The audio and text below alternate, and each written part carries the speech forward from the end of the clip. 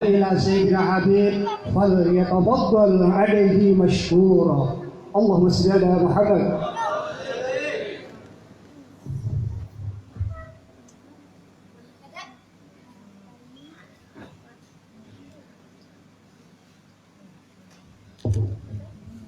Assalamualaikum warahmatullahi wabarakatuh.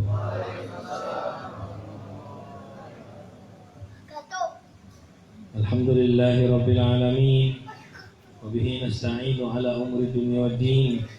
As'alullah ta'ala an yudimana muslimina mu'minin hatta nalaqahu ala haqqil yaqin wa tahta liwa'i sayyidil mursalin. Allahumma salli wa sallim ala sayyidina Muhammadin abdika wa rasulika nabiyil ummi wa ala alihi wa sahbihi ajma'in, amma ba'du. Alhamdulillah wa syukurillah. Kita awali lagi dengan alhamdulillah dan syukur kepada Allah Subhanahu wa taala. Karena segala hal yang kita awali dengan syukur, dengan alhamdulillah, akan diberikan berkah oleh Allah Subhanahu wa taala, akan diberikan kemudahan oleh Allah Subhanahu wa taala, dan akan diberikan kenyamanan oleh Allah Subhanahu wa taala. Malam hari ini kita bersyukur kepada Allah dikumpulkan kembali di majelis rutin al-khidmah. Seperti biasa kita beristighatsah, baca manaqib Syekh Qadir Jailani, bacakan maulid Nabi Muhammad sallallahu alaihi wasallam, sekaligus merayakan Isra wal Mi'raj dan menghauli Guru Muhammad Zaini bin Abdul Ghani Guru Sukma. Ini sebuah nikmat yang besar. Dan alhamdulillah di agama kita diberi kemudahan oleh Allah Subhanahu wa taala. Kita itu di Islam diberi kemudahan. Salah satunya contoh, satu hal dengan tujuan yang banyak, Allah kasih pahala yang banyak sesuai tujuannya. Ini sesuai dengan hadis riwayat Imam Bukhari dan Muslim dan Ashabi Sunan dari Sayyidina Umar bin Khattab. Beliau bersabda, Rasulullah SAW, innamal a'malu binniyat wa innama likulli imri'in ma nawa. Insyaallah semua sudah sering dengar hadis ini, sudah hafal. Sesungguhnya amal sah atau tidaknya tergantung dengan niat, dan sesungguhnya setiap orang mendapatkan pahala sesuai dengan niatnya. Kita kumpul al-khidmah rutinan. Acaranya kurang lebih seperti ini, tapi malam ini tambah 2 niatan. Isra Mi'raj plus haul huruf kumpul. Ya walaupun ada tambahan doanya, cuman acaranya kurang lebih. Pahalanya sama yang lainnya, tergantung niatnya. Yang datang ke sini, saya niat istighatsah, saya niat maulid, saya niat baca manaqib, dapat pahalanya. Yang datang ke sini, saya niat istighatsah, manaqib, maulid plus silaturahmi. Kan kita silaturahmi di sini. Plus tergantung kepintaran kita cari niat yang benar. Plus sekaligus mau bantu-bantu. Plus sekaligus mau bersih-bersih masjid, misal. Sampai dapat pahala sesuai niatnya. Bahkan sholat sunnah 2 rakaat. Kalau kita tambah niatnya digabung, tidak semua sholat tapi ya boleh begini ya. Hanya sholat sunnah wudu, tahiyatul masjid, sholat hajat, taubat, wudu kayak wudu, tahiyatul masjid, hajat, taubat, istikharah, sholat sunnah ihram, qobliyatus safar, ba'diyatus safar, ihram ya. Dan sholat sunnah awadin alal khilaf, ada khilaf di situ Ibnu Hajar dan Pemdi. Sholat ini aja, yang lain nggak boleh tapi ini kalau digabung-gabung niatnya nggak apa-apa. Saya niat sholat 2 rakaat, sunnah wudu, tahiyatul masjid, hajat, taubat dan istikharah 5. Sampai pagi-pagi ke masjid, kan wudu dulu di luar, masuk ke masjid, sampean sunnah wudu, sunnah juga sholat tahiyatul masjid, digabung niatnya. Usolli sunnatal wudu wa tahiyatul masjid, tambahin Qobliyat apa? Taubat, hajat, istikharah. Kebetulan mau pergi habis ini keluar kota, tambah qobliyatus safar sebelum pergi. Dapat semua niatnya. Sholatnya berapa? Cuma tetap 2 rakaat. Apa jadi begitu mudah itu apa? Ini berkatnya Nabi kita Muhammad sallallahu alaihi wasallam. Tapi ingat, kalau sholat hanya tadi ya, jangan nanti besok praktek saya sholat subuh, zuhur, asar, maghrib, isya dijadikan satu. Nah, sah sholatnya sampai aliran sesat itu. Ini hanya kalau sholat tadi. Kalau puasa boleh juga. Ada khilaf juga ulama. Saya pengen mau puasa Senin Kamis, niat kodok dulu plus puasa sunnah Senin Kamis bisa. Bahkan kata guru kita Al Habib Qadir bin Ja'far As-Segaf, mandi sampean mandi, niat jangan niat saya niat mandi lirafil hadatsil akbar selesai. Tambah gabung. Bapak-bapak, sampean tuh kalau ke masjid hari Jumat sunnah mandi. Mandi untuk sholat Jumat, mandi untuk berangkat ke masjid. Waktunya masuk dari subuh hari Jumat. Kalau ada yang lupa mandi gimana? Saya lupa mandi. Nanti sore-sore atau besok atau lusa pas mandi, iya. Kodok nggak apa-apa. Mandi sunnah itu juga niat, di kodok nggak apa-apa. Nah, guru kita begitu hari ini. Nah, inilah umat Islam. Tapi perlu diingat, itu untuk menunjukkan kemudahan, menunjukkan rahmat Allah kepada kita umat Nabi Muhammad sallallahu alaihi wasallam. Bukan kita disuruh sedikit beramal, bukan. Jangan nanti semua dirangkep. Jangan. Nah, ini contoh ini tadi. Karena kita istighotsah, ada bacaannya istighotsah. Manakib ada bacaannya juga. Maulid juga ada bacaannya. Jangan nanti saya mau ringkas saja semua. Al-Fatihah niat istighotsah, Al-Fatihah niat manakib, Al-Fatihah niat maulid, Al-Fatihah acaranya cuma 10 menit beres semua. Nah, ini pahalanya berbeda. Sama kayak sampean sarapan, makan siang, makan malam digabung. Jadi ini tujuannya bukan untuk merendahkan amal, bukan untuk bermalas-malasan dari amal baik, tapi menunjukkan rahmatnya Allah. Jadi dia. Alhamdulillah di malam hari ini kita gabung acara-acara mulia. Dapat gak? Dapat semuanya. Dan untuk mengenang Isra wal Mi'rajnya Nabi Muhammad sekaligus haulnya berkumpul. Kalau kisah Isra wal Mi'raj insya Allah sudah sering dengar. Sudah sering dengar, sudah banyak tahu. Kita ringkas saja, dan kemarin yang ikut pengajian di Baroh sebagian sudah dengarkan kisah Isra wal Mi'raj. Kita ambil satu hikmah yang gabung antara hikmah Isra wal Mi'raj dan haul, hikmah kepada orang-orang soleh, hikmah kepada Tuhan Guru, mendoakan mereka.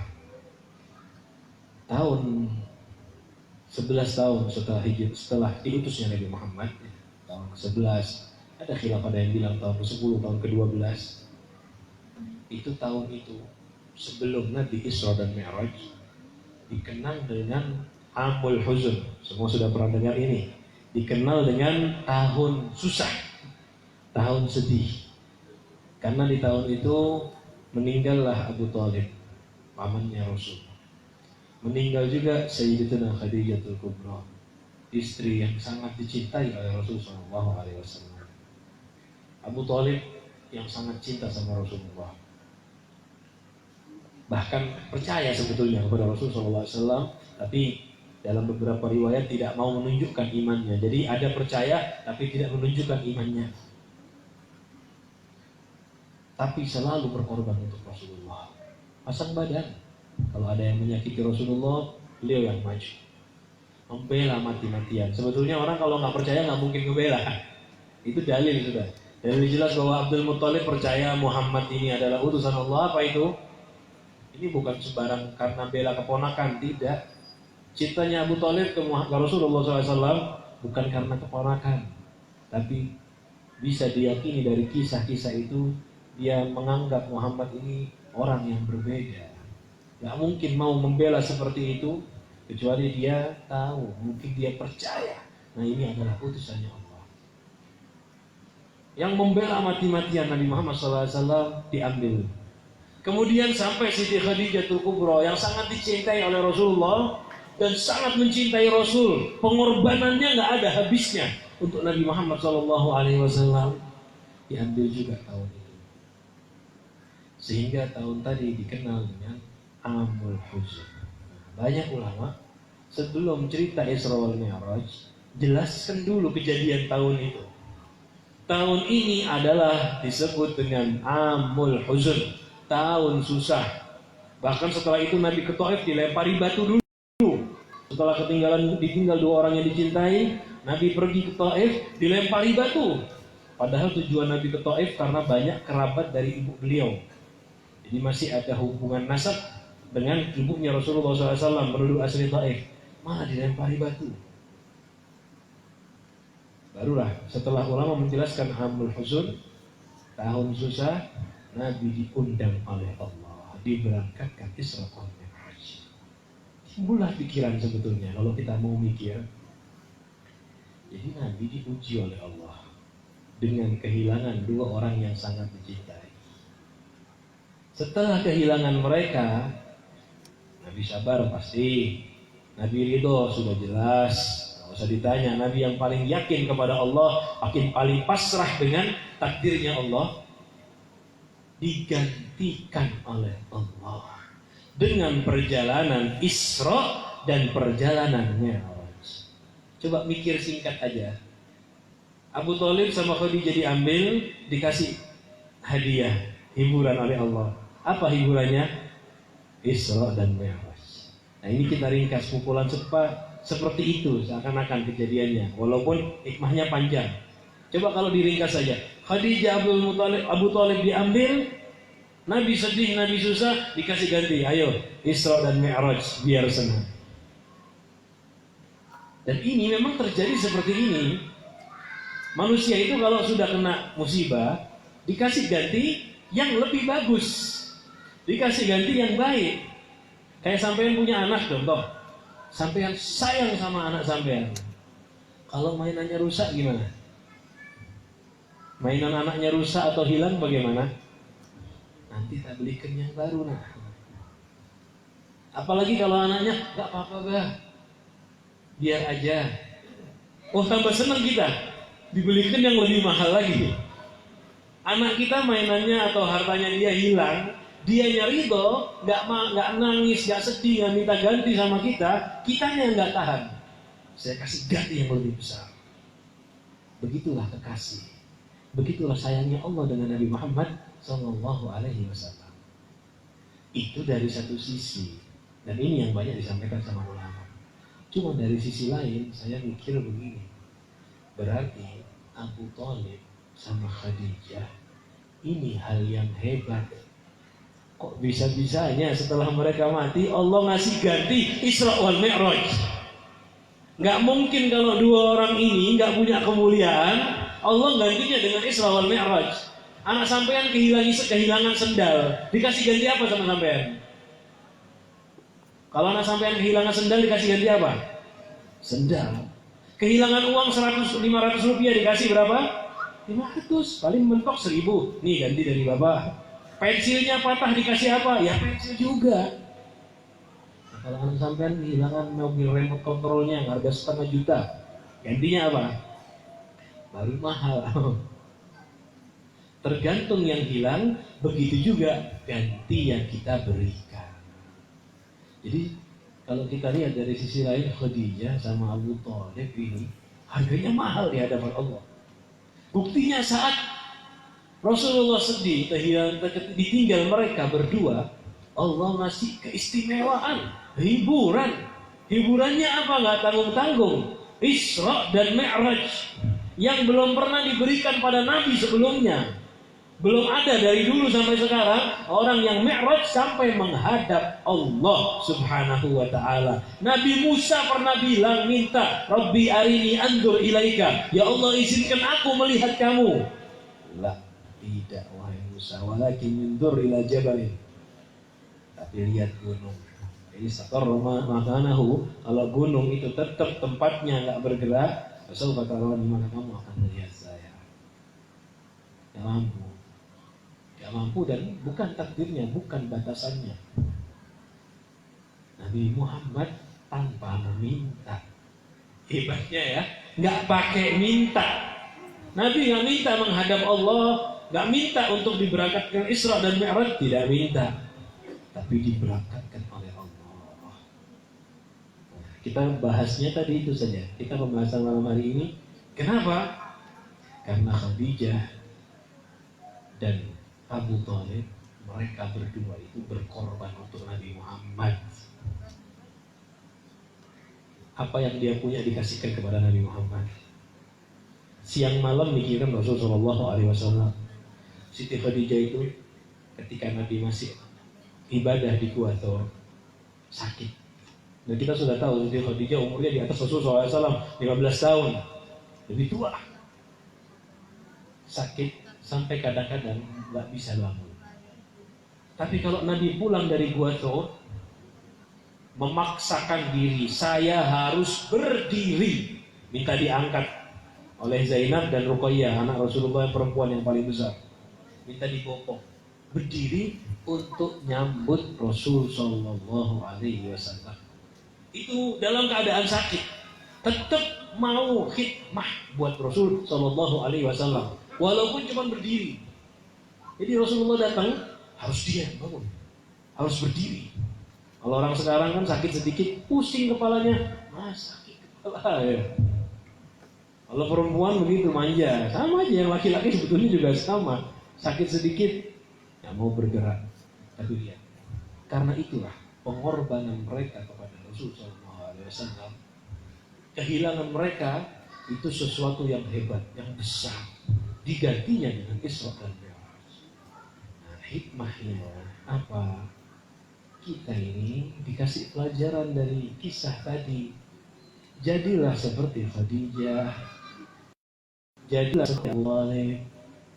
Usahakan khidmah untuk Rasulullah Sallallahu Alaihi Wasallam.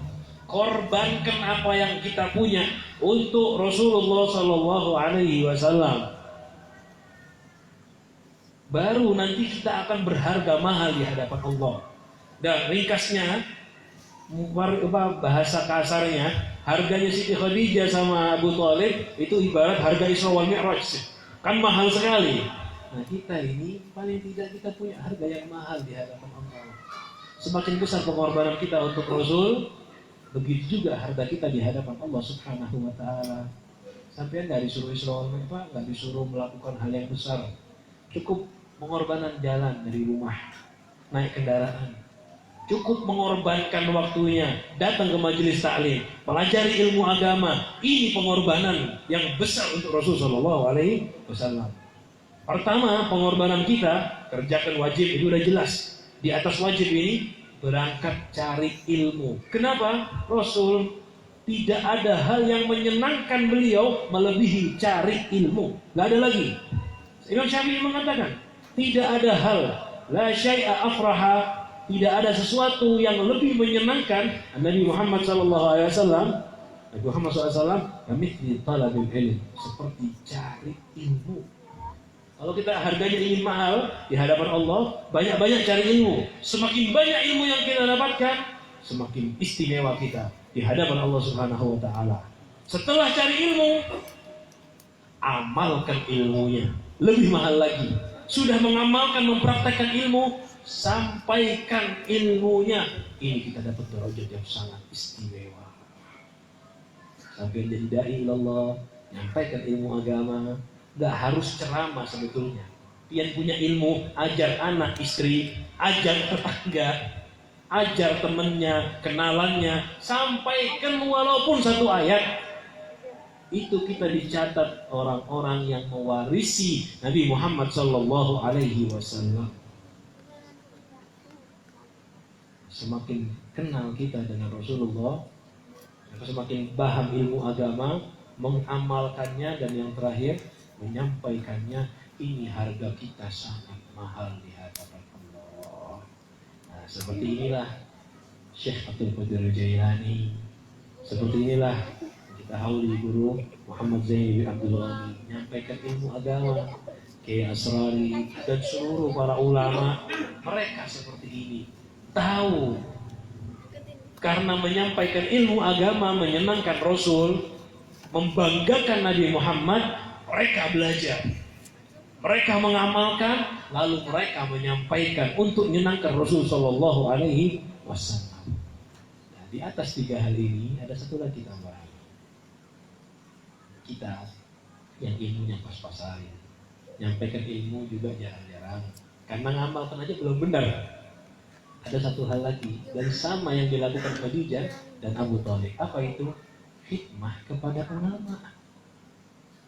Kita nggak punya ilmu belum sampai, mengamalkan baru sedikit, apalagi menyampaikan jarang-jarang, nggak bisa malah kadang-kadang. Hikmah sama mereka, bantu mereka. Hikmah kepada ulama, baik yang hidup ataupun yang sudah meninggal. Kalau yang hidup jelas bantunya bisa, sampean balikin sendalnya aja dihitung pahala besar. Jangankan ulama, orang muslim dihitung sedekah. Ada orang muslim mau naik sepeda, sampean bantu mereka naik. Angkatkan barangnya, sedekah. Wa tu'ina rajula ala dabbatihi fatahmiluhu 'alaiha mata'ahu. Sedekah. Kamu bantu orang naik kendaraannya. Kalau dulu kuda, onta, keledai, kalau sekarang kendaraan sepeda motor, mobil, dibawakan barangnya, dihitung sedekah. Apalagi sama orang-orang soleh. Bantu. Kalau bantu dohir kan jelas. Apa aja yang bisa sampean mampu dari dohir. Contoh misal di majelis al-hikmah yang ada apa? Di kebun bawang. Nyambut bawang sampean. Bantu untuk majelis yang nyambut bawang. Itu dihitung pahala besar. Jangan dianggap remeh. Walaupun hikmahnya cuma ngangkatkan bawang kanan kiri, atau ibu-ibu ikut bantu, ikut ngikat, itu pahalanya besar. Itu kalau yang masih hidup jelas. Nah, untuk aulia-aulia yang sholihin yang sudah meninggal, hikmahnya bagaimana? Ada yang diajarkan Rasulullah SAW, yaitu dengan mendoakan mereka, menghauli mereka, mengenang mereka. Manakibnya dibaca seperti tadi Syekh Abdul Qadir Jailani. Itu beliau sangat senang. Kita doakan jelas. Doa kita sampai pasti. Yang penting kita ikhlas. Yang penting kita niatnya baik. Doa kita sampai, yang untung kita juga sebetulnya. Beliau dapat keuntungan, tapi keuntungan kita lebih banyak. Karena beliau sudah sangat istimewa. Doa kita sampai, dan yang lebih menyenangkan lagi dari pembacaan manakib tadi, yang bikin Syekh Abdul Qadir Jailani senang, bukan cuma doa. Kita tiru amalnya, ingat ya. Kita tiru usahanya, amalnya untuk dekat kepada Allah. Bukan tiru karomah, karomah nggak bisa ditiru. Bukan tiru pakaiannya, nggak ada gunanya tiru pakaian, kecuali pakaian sunnahnya. Tiru bagaimana ibadahnya Syekh Abdul Qadir Jailani, bagaimana keimanannya, kita berusaha meniru. Guru Zaini kita bacakan manakibnya, lihat. Nggak, manakib yang kita tiru itu apa? Baca itu. Bagaimana baiknya, bagaimana dermawannya, bagaimana akhlaknya. Baca-baca yang baik-baik yang bisa ditiru, praktekkan. Itu lebih menyenangkan mereka, para wali-walinya Allah. Begitu juga sama menyenangkan Nabi Muhammad Sallallahu Alaihi Wasallam. Hasilnya apa? Kita akan berharga di mata Allah Subhanahu Wa Taala. Mudah-mudahan ini dua makna ringkas ini ya. Bahwa amal itu bisa kita gabung-gabung, nggak ada masalah, tapi dengan aturan syariat. Dan yang kedua, perbanyaklah menyenangkan Rasul Shallallahu Alaihi Wasallam, berkorban untuk Rasul Shallallahu Alaihi Wasallam, berkorban dengan harga, tenaga, pikiran, apa yang kita mampu untuk keagungan agama Nabi kita Muhammad Shallallahu Alaihi Wasallam. Mudah-mudahan semuanya diberkahi oleh Allah Subhanahu Wa Taala, diampuni dosanya oleh Allah Subhanahu Wa Taala. Mudah-mudahan amal kita diberikan pahala yang berlipat ganda oleh Allah. Kita dijadikan orang-orang yang gemar mengakukan kesalehan, gemar melakukan kebaikan, gemar menyenangkan Nabi Muhammad Sallallahu Alaihi Wasallam. Mudah-mudahan berkat merayakan Isra dan Mi'raj Nabi Muhammad Sallallahu Alaihi Wasallam, kita dijadikan orang-orang yang memiliki jiwa seperti Abu Thalib, jiwa seperti Khadijatul Kubra, yang selalu ingin berkorban untuk Nabi Muhammad Sallallahu Alaihi Wasallam, dan diberikan keikhlasan oleh Allah Subhanahu Wa Taala untuk melakukan segala pengorbanan untuk Nabi Muhammad Sallallahu Alaihi Wasallam. Mudah-mudahan hajat kita semua dikabulkan oleh Allah, dosa kita semua diampuni oleh Allah Subhanahu Wa Taala. keinginan kita diberikan yang terbaik oleh Allah Subhanahu wa taala, dan mudah-mudahan semua yang kumpul malam hari ini dikenal oleh Rasul sallallahu alaihi wasallam, dikenal oleh Syekh Abdul Qadir Jilani, dikenal oleh para aulia yang kita kirimkan doa kepada mereka. Mudah-mudahan semua yang datang ke sini membawa hajat diberikan oleh Allah di atas yang mereka harapkan, di atas yang kita harapkan berlipat-lipat ganda, karena Allah Maha Memberi, Allah Maha Mampu, dan Allah Maha Darmawan. Mudah-mudahan yang kita sampaikan bisa bermanfaat. Atas kesalahan kekurangannya mohon maaf. Ada minni wa minkum. Wassalamualaikum warahmatullahi wabarakatuh.